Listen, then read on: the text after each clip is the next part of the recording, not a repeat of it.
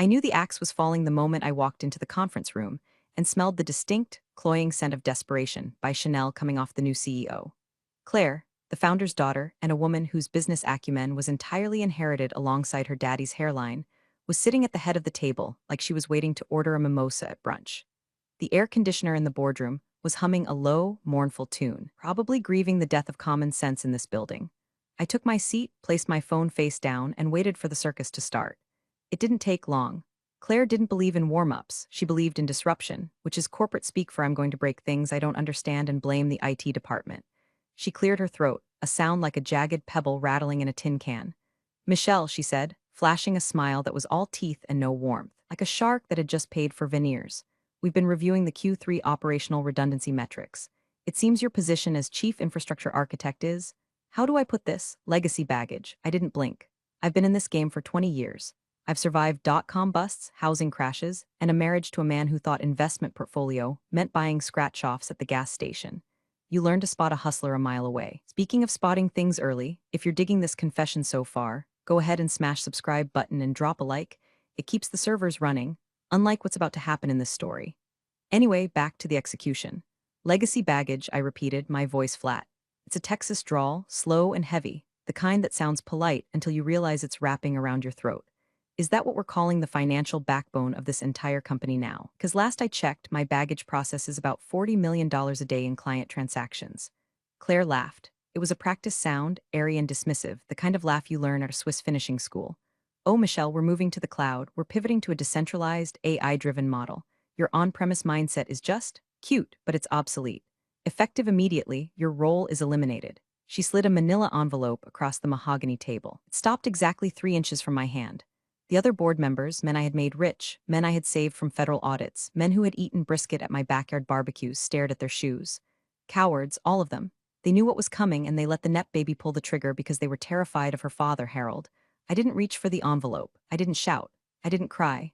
I just looked at Claire, really looked at her. She was wearing a blazer that cost more than my first car, but she wore it like a costume.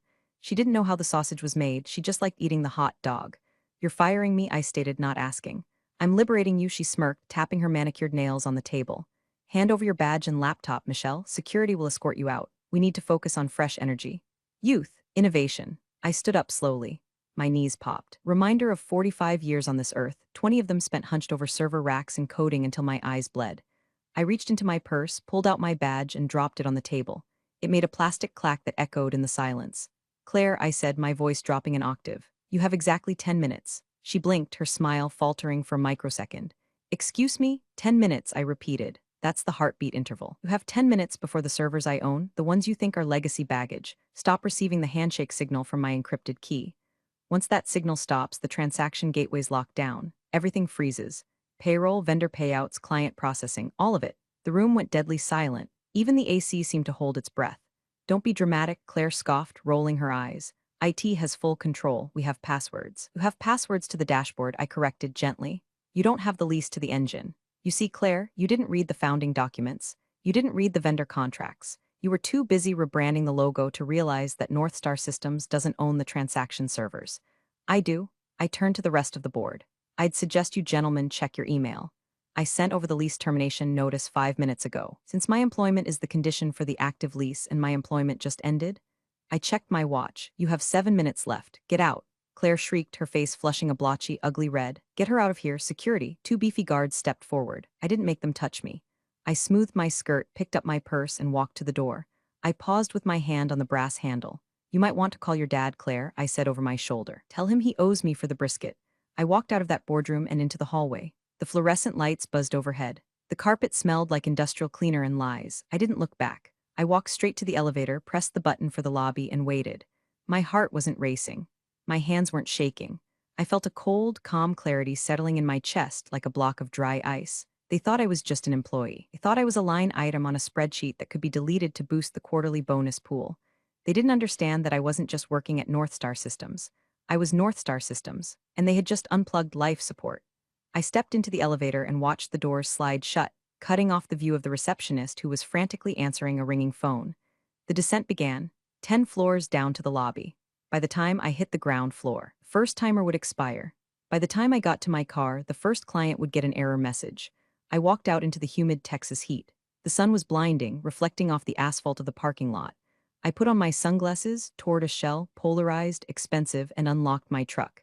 Yes, I drive a truck. In Texas, driving a Prius is considered a cry for help. I climbed into the cab of my F-150, tossed the severance envelope onto the passenger seat without opening it, and started the engine. I didn't go home. I wasn't going to hide and cry into a pint of Ben and Jerry's. I drove to a little dive bar 3 miles down the road, a place called the Rusty Anchor where the beer was cold, the floor was sticky, and nobody asked you about your KPIs. I ordered a bourbon, neat, and set my phone on the bar. I opened the timer app. 00:00:45 seconds. I took a sip of the bourbon. It burned, a good, clean burn that washed away the taste of Claire's perfume. I watched the seconds tick down. 3, 2, 1, 0. My phone didn't ring immediately. That's the beauty of a complex system failure. It's not an explosion. It's a suffocation. It starts quiet. A failed packet here, a timeout there. It ripples outward like a contagion. I signaled the bartender for another round. Keep 'em coming, Joe, I said. I'm celebrating. Oh yeah, Joe grunted, wiping a glass with a rag that had seen better decades. What's the occasion? Birthday? Better, I said, a slow smile spreading across my face. I just became the most expensive consultant in the state of Texas. The phone screen lit up. A notification from the internal Slack channel, which I hadn't been removed from yet because Claire's disruption team was too incompetent to revoke my credentials properly. System alert, critical gateway timeout. Error code, dead man switch, I chuckled. I had coded that error message myself 5 years ago, late one night after Harold had promised me that I would always be taken care of. I named it Dead Man because that's what a company becomes when it cuts out its own heart. The chaos was just beginning, and I had a front row seat, a full glass of whiskey, and absolutely zero intention of picking up the phone when it started to ring. To understand why Claire was currently staring at a red screen screaming about a dead man switch, you have to understand where North Star Systems actually came from. It didn't start in that glass and steel monolith downtown. It didn't start with venture capital funding or synergy meetings. It started in a garage in 2004, smelling of stale pizza and desperation. Harold Wells wasn't a bad man back then. He was just a guy with a vision for a logistics payment platform and a credit score lower than a snake's belly in a wagon rut. I was the one with the credit. I was the one with the technical chops. I met Harold at a networking event where he was trying to pitch his idea to a wall because nobody else would listen. I listened. And because I'm a glutton for punishment, I bought in. But I wasn't an idiot. Even back then, I knew that partnership is just a fancy word for future lawsuit. So when we built the infrastructure, I made a deal. Harold could have the brand, the client list, and the front-end software, the pretty buttons that the customers clicked. But the heavy lifting, the transaction servers, the encryption bridges, the actual metal boxes that processed the money, I bought those. Me, personally. I formed a separate LLC, Ironclad Holdings, and I leased the infrastructure back to North Star. It was a tax move at first, a way to protect assets. Harold loved it because it kept the debt off North Star's books while we were trying to get loans. He signed the Master Service Agreement, MSA, without even reading the fine print. The fine print said this: the lease for the critical infrastructure is valid only so long as Michelle Vance is employed as the Chief Infrastructure Architect of North Star Systems. Upon termination of her employment for any reason other than gross criminal negligence, the lease terminates immediately. For 20 years, that contract sat in a fireproof safe, gathering dust. North Star grew, we moved out of the garage, we hired staff, Harold got rich. I got comfortable, and then Harold got old and he decided to retire to a golf course in Florida, handing the keys to the kingdom over to Claire. Claire, who thought the cloud was actual magic and not just someone else's computer. Claire, who had spent the last 5 years finding herself in Bali on the company dime while I was pulling all-nighters patching security vulnerabilities. She hated me from day one. I represented everything she wasn't: competent, self-made, and essential. To her, I was just the grump in the corner office who said no to her expensive, stupid ideas. I sat in the bar, swirling the amber liquid in my glass, remembering the look on Harold's face when we landed our first $1 million client. He had hugged me, tears in his eyes, and said, "Michelle, you're the bedrock of this place. We don't exist without you." Well, Harold, you were right. I pulled up the remote admin terminal on my phone, not for North Star, but for Ironclad Holdings. The interface was simple, black background, green text. No fancy graphics, just raw data. The logs were scrolling by faster now. 14:15:00 handshake failed. 14:15:01 handshake failed. 14:15:02 connection refused, authentication token revoked. It wasn't that I had shut off the servers. I wasn't malicious. I simply stopped authenticated traffic. The servers were running fine. They were humming away in a climate-controlled data center 3 towns over, which I paid for. They just weren't talking to North Star anymore because North Star was no longer a paying tenant. It was like changing the locks on a rental house when the squatter finally leaves. I checked the North Star internal Slack again. It was a bloodbath. DevOps Steve, guys, why is the API returning a 403 forbidden on everything? Project MGR Sarah, clients are calling. The payment portal is down. Is this scheduled maintenance? DevOps Steve, I can't get into the server root. My keys aren't working. It's like the server doesn't exist. Sales Brad, I just lost a transaction mid-closing. What is happening? Then the message I was waiting for. CEO Claire, at everyone stop panicking. IT is fixing it. It's just a glitch from the transition. Michelle sabotaged a few codes on her way out. We will have it back up in 5 minutes. Sabotage, that was cute. She was already spinning the narrative. She was going to try and paint me as the disgruntled employee who cut the wires. She didn't realize that by accusing me of sabotage, she was admitting she had no control over her own product. I took a screenshot of her message. That would be useful later. My phone buzzed. It wasn't a Slack message this time. It was a call. Caller ID Harold Wells Mobile. I stared at the screen. Harold. He must have been on the 9th hole when his phone started blowing up. I debated answering. I really did. There was a part of me, the part that remembered the pizza in the garage, that wanted to pick up and explain it to him gently. But then I remembered the boardroom. I remembered the silence of the men I had worked with for 2 decades. I remembered Claire's laugh. I let it go to voicemail. I wasn't the bedrock anymore. I was the landslide. The bartender, Joe, wandered back over. You all right, darlin'? You look like you're watching a car wreck. I am, Joe, I said, sliding a 20 across the bar. But I'm not in the car. I'm the one who designed the intersection. I opened my email app. I had drafted a message to my lawyer, David, earlier that morning. David was a shark in a suit, a man who charged $800 an hour and was worth every penny. The subject line was, Activation of Clause 14. B. Ironclad Holdings vs. North Star Systems. I hit send. Legal war hadn't even started yet, but the tactical nuke had already been dropped. I ordered some jalapeno poppers. I figured I needed some sustenance. Watching an empire burn is hungry work. By 3:00 p.m., the 5-minute glitch had turned into a 45-minute catastrophe. The rusty anchor was starting to fill up with the early happy hour crowd, mostly blue-collar guys dusting off drywall or oil grease. But my attention was glued to the digital window I had into my old life. I still had access to the chaotic symphony of the hash engineering channel. Why? Because I was the one who set up the SSO, single sign-on permissions, and I had buried my own admin rights so deep in the kernel of the authentication server that God himself would need a search warrant to find them. Claire's team of cloud natives wouldn't find that backdoor for weeks. DevOps Steve. Okay. I've tried rebooting the gateway. Nothing. I've tried rerouting the DNS. Nothing. The IP addresses for the transaction nodes are just gone. It's like they fell off the face of the earth. Junior Dev Kyle, Steve, I just ran a trace route. It's stopping at the ISB level. The destination host isn't accepting traffic from our domain. CTO Interim Gary, the guy they hired last week, visionary from Silicon Valley who wears scarves in July, just posted, have we tried flushing the cache? I laughed out loud, startling a guy next to me eating wings. Flushing the cache. It was like trying to fix a decapitation with a band-aid. The problem wasn't code. The problem was hardware ownership. The servers that processed the payments, specifically the high-volume, secure clusters required by banking regulations, resided in a rack at a co-location facility in Dallas. That rack was leased to Ironclad Holdings. North Star Systems connected to it via a dedicated encrypted VPN tunnel. When I walked out, I didn't break the code. I just revoked the VPN certificate. The tunnel collapsed. North Star was currently shouting its transaction data into a void. Then came the first real casualty.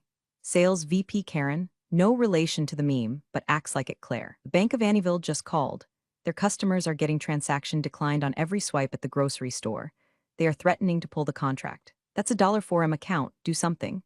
I took a bite of a jalapeno popper, spicy, just like the situation in the server room. I imagined the scene on the 40th floor. The panic, the frantic typing, the smell of nervous sweat battling against the HVAC system. Claire would be screaming by now. She wasn't used to things not working. In her world, if the Wi-Fi was slow, you yelled at the barista. But you can't yell at a server rack. It doesn't care about your dad's money. I decided to twist the knife a little. Not directly, I couldn't interact or I'd show my hand too early, but I could check the logs of the backup system I had insisted they build 3 years ago. Ah, yes, the backup system. One Claire had defunded last budget cycle because redundancy is just paying twice for the same service. I navigated to the backup logs. Last backup, 8 months ago. Status, corrupted. Reason, storage limit exceeded. Subscription canceled by user, C. Wells. She had canceled the cloud storage subscription for the backups to save $500 a month, on a company generating $50 million a year. The sheer, staggering incompetence was almost poetic. It was grimecore poetry, written in binary. My phone rang again. This time it wasn't Harold, it was Gary, the scarf-wearing interim CTO. I watched it ring. Ring, ring, I picked up, not to help but to gather intelligence. This is Michelle, I said, keeping my voice cool and professional like I was taking a reservation for dinner. Michelle, thank God, Gary sounded breathless. Look, there's been a misunderstanding. The transition seems to have snagged on some legacy protocols. We need the admin keys for the server cluster, just the root passwords. We can handle it from there. Gary, I said, I don't work for Northstar anymore. Giving you passwords would be a violation of the Computer Fraud and Abuse Act. I can't access systems I'm not authorized for. Don't give me that legal crap, he snapped. The visionary facade was cracking. Claire is breathing down my neck. The system is down. Just text me the damn password and we'll call it even. Call it even? I asked. Gary, do you know where those servers are physically located? The cloud? He guessed. No, Gary, they are in a building in Dallas. A building I pay rent on, a rack I own. You're asking for the keys to my house. Wait, he paused. You own the hardware? I own the metal, the silicon, and the electricity running through it. Since my lease agreement with Northstar was terminated at 2:15 p.m. today, you are currently trespassing on my bandwidth. Jesus, he whispered. Does Claire know? She's about to find out, I said. Good luck, Gary. I hope your resume is up to date. I hung up. The first ripple had turned into a wave. The tech team now knew this wasn't a bug. It was a structural void. They were trying to drive a car that had no engine, and they had just realized the hood was welded shut. I ordered another bourbon. The sun was starting to dip lower in the Texas sky, casting long, orange shadows across the bar. It was the golden hour. Appropriate. I was about to watch their golden goose get cooked. You know the saying, bad news travels fast? In the age of Twitter, X, bad news travels at the speed of fiber optics. By 4:30 p.m., #Northstar Down was trending locally in Austin and Dallas. I scrolled through the feed on my phone. It was beautiful. At Angry Mom TX, my card just got declined at the pharmacy for my kids' asthma meds. The pharmacist said the processor is down. Thanks at Northstar Sis for almost killing my kid. #fail at CryptoBro99, Northstar Systems is rug pulling. Can't access my merchant dashboard. Is this another FTX? At DeVito Fan for Life, ironically. This guy had a profile pic of Danny DeVito, just tried to pay my employees via Northstar. System dead. Guess we're paying an exposure this week. It wasn't just complaints. It was the digital dismantling of a brand's reputation in real time. And the best part? Claire's social media team, 2 unpaid interns and a brand evangelist named Tyler, were silent. They couldn't post because they couldn't log into their dashboard either. The social media scheduling tool was linked to the central authentication server. The one I owned. Oops. Back in the internal Slack, the panic had shifted from technical confusion to existential dread. HR Director Linda, everyone? I just tried to run the bi-weekly payroll batch. It failed. Error 503. Does anyone know if we can cut paper checks? Accounting Bob, paper checks? Linda, we have 400 employees spread across 3 states. Don't even have a check printer anymore. Claire threw it out last month to make room for the kombucha tap. The kombucha tap. I shook my head. That tap cost $5,000. The backup server subscription was $500. Priorities. Then came the extra pickles moment, the detail that exposed the rot. A notification popped up in the #general channel, which was usually reserved for birthday announcements and lost and found. Because the payment processor was failing, the automated error logs were spitting out raw transaction data into the chat as a default failsafe. I had set that up years ago to debug specific errors, but I never turned it off. System error, failed transaction. Vendor, Elite Private Jet Charters. Amount, $45,000. Memo, CEO Retreat Cabo. Status, declined insufficient infrastructure. The chat froze. The employees, who had been told last week that there was no money for cost of living raises, were now staring at a declined $45K charge for a CEO retreat to Cabo.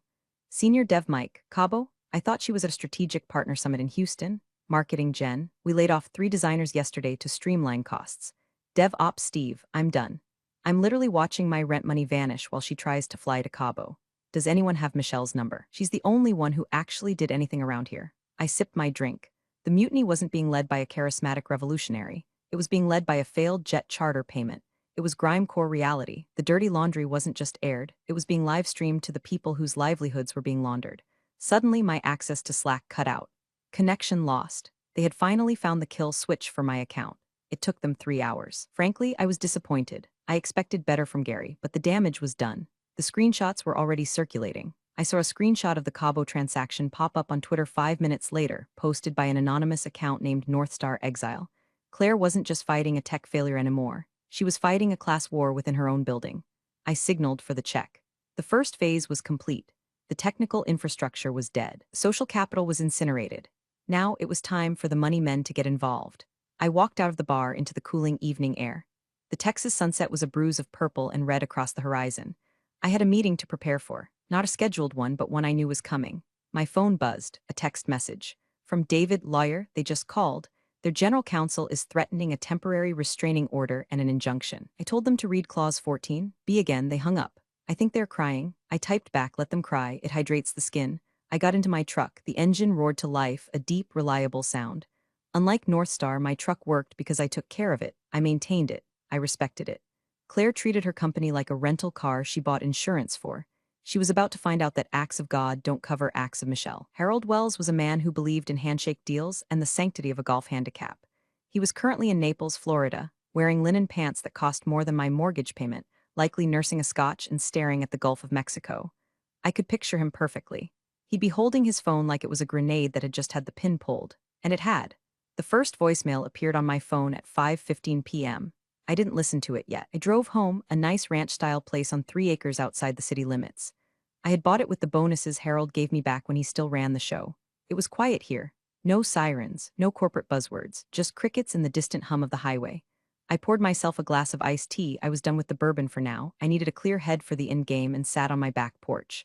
I finally pressed play on the voicemail. Michelle, it's Harold. Look, I'm hearing some disturbing things from the board. Claire says you sabotaged the system, says you planted a virus. I told her that didn't sound like you, but the bank just called me, Michelle. The bank. They say our merchant processors are offline. Call me back. We need to fix this. His voice was shaky. It lacked the booming confidence of the man who used to sell vaporware to venture capitalists. He sounded old. I didn't call back. 10 minutes later, another voicemail. Michelle, pick up the damn phone. Gary says you own the servers? What the hell is he talking about? We own the company. How can you own the servers? I don't remember signing that. This is blackmail, isn't it? Whatever you want, we can discuss it. Just turn it back on. Claire is in over her head. I know that. Just help me out here for old time's sake. For old time's sake. The phrase hung in the humid air. I remembered old times. I remembered when the payroll system crashed in 2009, and I paid the engineers out of my own savings account so they wouldn't walk, and Harold promised to pay me back with interest. He did, eventually, but he forgot the interest. I remembered when his first wife left him, and I ran the company for 3 months while he went on a bender in Vegas. I remembered teaching Claire how to use Excel when she was an intern, and her rolling her eyes at me every time I corrected her formulas. Old times were expensive, and the bill was past due. I pulled out the file I kept in my home office. The original partnership agreement, the addendums, the LLC formation documents for Ironclad Holdings. There it was, in black and white, Harold's signature scrawled in blue ink at the bottom of the master service agreement. He hadn't read it. He had been too busy popping champagne to celebrate the funding round. He trusted me to handle the boring technical stuff. He trusted me to be his safety net. But he forgot that a safety net only works if you don't cut the ropes. My phone rang again. Harold, this time I answered. Hello, Harold. Michelle? He sounded relieved, but also angry. What the hell is going on? Why is my company offline? Your company isn't offline, Harold, I said calmly. Your software is working perfectly. It's just that your company has been evicted. Evicted? What are you talking about? The servers, the hardware, the infrastructure. It belongs to Ironclad Holdings. You know this. You signed the lease. I signed a lot of things, he shouted. I didn't sign away my company. No, you signed a lease that was contingent on my employment, I explained, as if speaking to a child. Claire fired me today. At 2:00 p.m., she called me legacy baggage. She said I was obsolete, so I took my baggage and left. My baggage just happened to be the servers. She fired you? Harold's voice dropped. She didn't tell me that. She said you quit in a huff. She lied, Harold. Just like she lied about the Cabo trip being a partner summit. Silence on the line, heavy breathing silence. Michelle, he said, his voice trembling. Fix it, please. I'll fire her. I'll fire Gary. I'll give you a raise, double your salary. Just turn the key back on. I can't do that, Harold. Why not? Is it the money? I'll wire you $1 million right now. Personal funds. It's not about the money, I said, watching a hawk circle the field behind my house. It's about the liability. You see, if I turn the servers back on now without a valid contract, I'm accepting liability for a system I don't manage. I'm not an employee anymore. I'm an outside vendor. And frankly, North Star Systems is a high-risk client. You have unstable leadership, a compromised cash flow, and a reputation that is currently burning down on Twitter. Ironclad Holdings doesn't do business with unstable partners. You're killing us, he whispered. No, Harold, I said softly. I'm just the coroner. Claire killed it. I'm just signing the death certificate. I hung up. I knew that was cruel. But cruelty is just efficiency without the emotional buffer. Harold had let his daughter treat the company like a toy. He had let her treat me like furniture. He needed to learn that you can't inherit respect and you can't buy loyalty once you've sold it down the river. I went back inside. I had a feeling the lawyers would be trying again soon. And unlike Harold, they wouldn't be appealing to emotion. They'd be coming with threats. Good thing I speak fluent threat. At 7:00 p.m., the cease and desist letter arrived via email. It was marked urgent in all caps, which is lawyer speak for we are panicking but trying to look scary. I forwarded it to David, my attorney. David is the kind of lawyer who wears cowboy boots to court and quotes the Bible while eviscerating the opposition. He called me 3 minutes later. Michelle, he chuckled. This is cute. They're citing the duty of loyalty and tortious interference. They're trying to argue that by enforcing your own contract, you're sabotaging their business. What's our play, David? I asked, putting my feet up on the coffee table. Well, he said, the sound of papers shuffling in the background. I'm going to send them a response attaching the 2018 asset allocation audit, the one where they explicitly declined to purchase the servers from you because they wanted to keep the depreciation off their books. Remember that? I remember, I smiled. Harold wanted his EBITDA to look better for the bank loan. Exactly. Can't claim ownership of something they legally refused to buy to save on taxes. It's called estoppel, and it's going to hit them like a freight train. The conference call happened 30 minutes later. It was me, David, North Star's general counsel, a guy named Robert who sounded like he was sweating through his phone, and Claire. This is extortion. Claire shrieked as soon as the line connected. She's holding our data hostage. Miss Wells, David's voice was like molasses. Please control yourself or we will terminate this call. My client is not holding anything hostage. Your data is sitting safely on drives that belong to my client. You are welcome to come and retrieve your data. We can provide you with the raw hard drives. Of course, you'll need your own servers to read them since you don't own any. We need the service restored immediately. Robert, the GC, interjected. We are losing thousands of dollars a minute. We'll sue you for damages. On what grounds? David asked. Clause 14, B is clear. Lease terminates upon employment termination. You fired her. You terminated the lease. You evicted yourselves. We didn't know about the lease. Claire yelled. Ignorance of your own corporate structure is not a legal defense, darling, David drawled. In fact, it's a breach of fiduciary duty to your shareholders. You might want to worry less about suing Michelle and more about the class action lawsuit your investors are going to file when they find out you fired the woman who owned the power cord. Silence. Beautiful, heavy silence. What do you want? Robert asked, his voice defeated. We can draft a consulting agreement. Temporary reinstatement. Name your price. I leaned into the speakerphone. I don't want a job, Robert. I don't want money. I want you to understand something. You called me obsolete. You said I was baggage. Well, I'm unpacking my baggage elsewhere. We can get an injunction, Claire threatened, her voice cracking. I know judges. In Texas, David laughed. Miss Wells, you're in a contract dispute over hardware ownership with a clear paper trail. No judge in this state is going to force a private business owner to provide services to a client who isn't paying and who just fired them. You're dead in the water. We're willing to buy the servers. Robert said quickly, right now, we'll wire the funds. Fair market value plus 20%. Not for sale, I said. Everything is for sale, Robert pressed. No, I corrected. Commodities are for sale, leverage is not, and right now I have all the leverage. Those servers are custom configured. They run proprietary encryption scripts that I wrote. Even if I sold you the boxes, you wouldn't know how to turn them on without me. And I am not for hire. Ruining my company? Claire sobbed. The anger was gone, replaced by pure spoiled child despair. My dad is going to kill me. He might, I agreed, but at least you'll have plenty of time to work on your resume. I hear legacy baggage handler is a growing field. I hung up the phone. David texted me a moment later. That was the most fun I've had with my pants on in years. I laughed, but the laugh caught in my throat. It was a victory, yes, but it was also a funeral. I had spent 20 years building that company. I had loved it. I had bled for it. And now I had to be the one to put a bullet in its head because the new owners were letting it suffer. It wasn't malice, it was mercy. I went to my computer and opened up a new window, GoDaddy.com. I typed in a new domain name, South Star Tech.com available. I clicked buy. The king is dead, long live the queen. By the next morning, North Star Systems wasn't a company. It was a crime scene. The transaction freeze had now lasted 18 hours. The damage was catastrophic. Major clients, banks, hospital networks, retail chains had already initiated emergency protocol breaches. They were moving their volume to competitors. Stripe and Square were probably having a record day, feasting on the carcass of North Star's market share. My phone was buzzing nonstop, but not from management. It was the staff. DevOps Steve, hey Michelle. Gary just resigned. He literally walked out, threw his scarf in the trash can and left. Claire is locked in her office. Project MGR Sarah, they're saying we might not get paid on Friday. Is that true? Sales Brad, I just got off the phone with Amazon. They pulled the partnership. It's over, isn't it? I replied to them one by one. Steve, send me your resume. I'm starting something new. Sarah, don't worry about payroll. If they default, you have priority claim. Also, send me your resume. Brad, yeah, it's over. But you're a good salesman. You sold ice to Eskimos. Send me your resume. I was poaching them. Shamelessly. Openly. Why wouldn't I? They were good people working for a bad captain. I was just sending out the lifeboats. At 10 o'clock a.m., the news broke on TechCrunch. Headline, North Star Systems goes dark. CEO disruption leads to infrastructure collapse. The article quoted an anonymous source, definitely Gary, saying that the CEO had fired the owner of the servers without realizing she didn't own the servers. The internet ate it up. It was the perfect storm of corporate schadenfreude. Memes of Claire, taken from her influencer CEO Instagram page, were being captioned with 404 CEO not found and gaslight, gatekeep, glitch. I watched from my home office as I set up the framework for South Star Tech. It wasn't hard. I already had the hardware ironclad holdings. I had the capital, my savings, plus the settlements that were inevitably coming.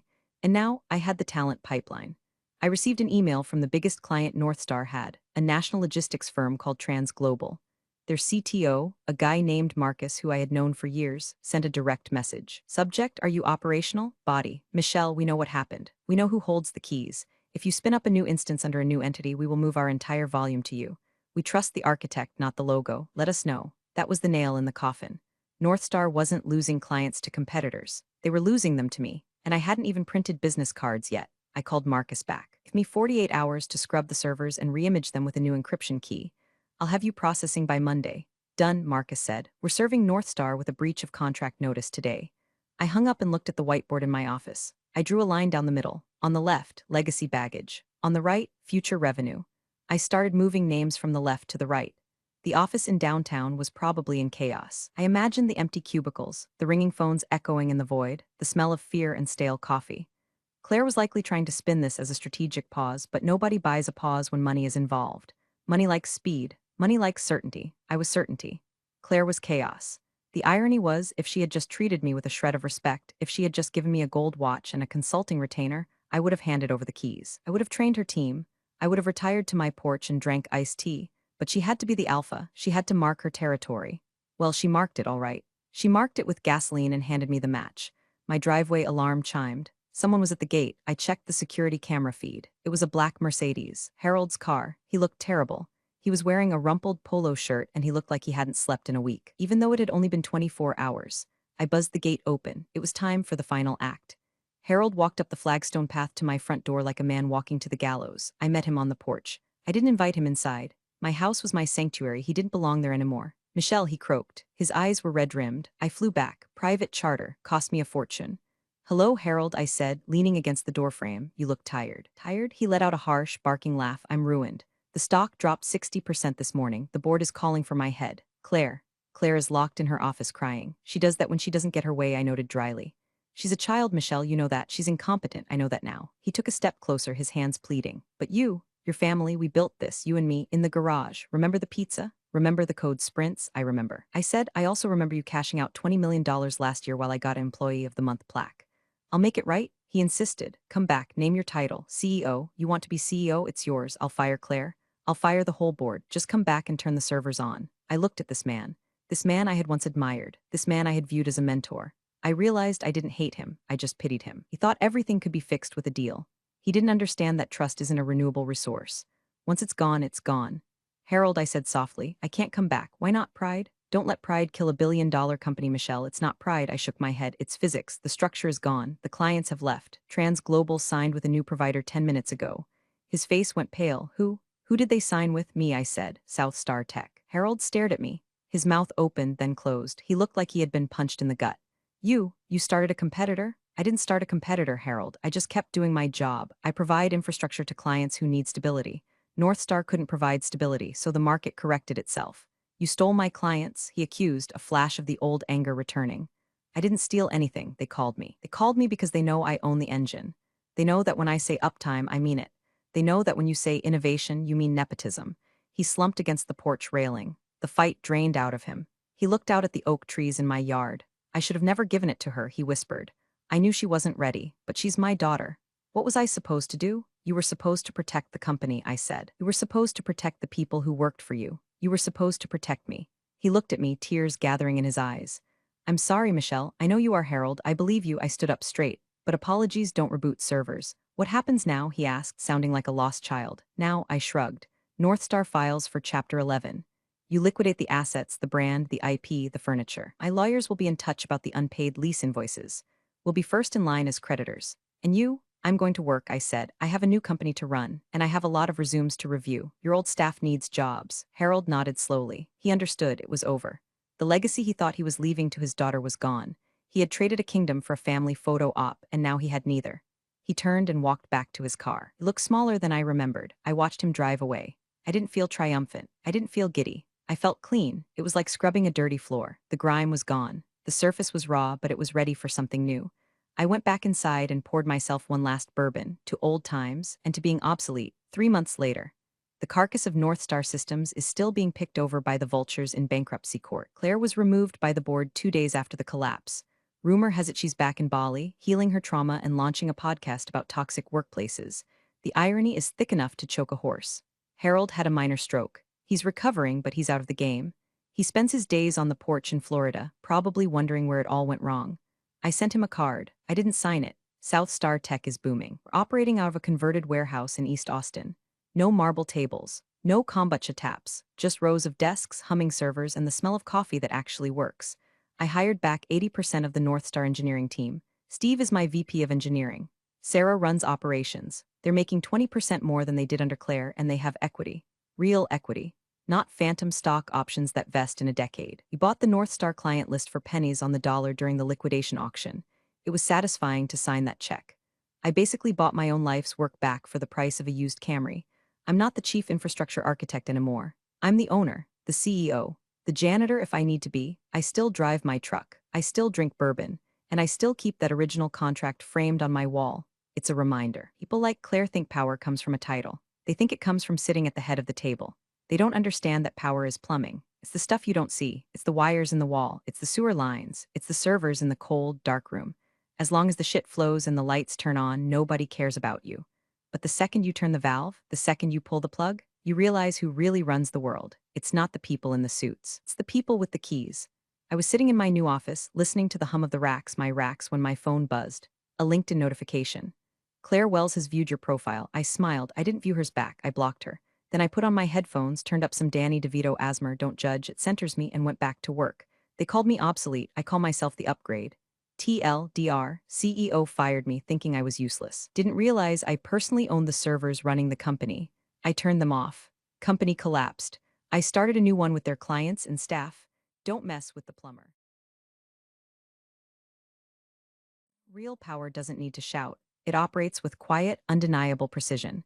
Michelle showed them exactly what obsolete truly looked like, making it clear that true value isn't always announced from a podium.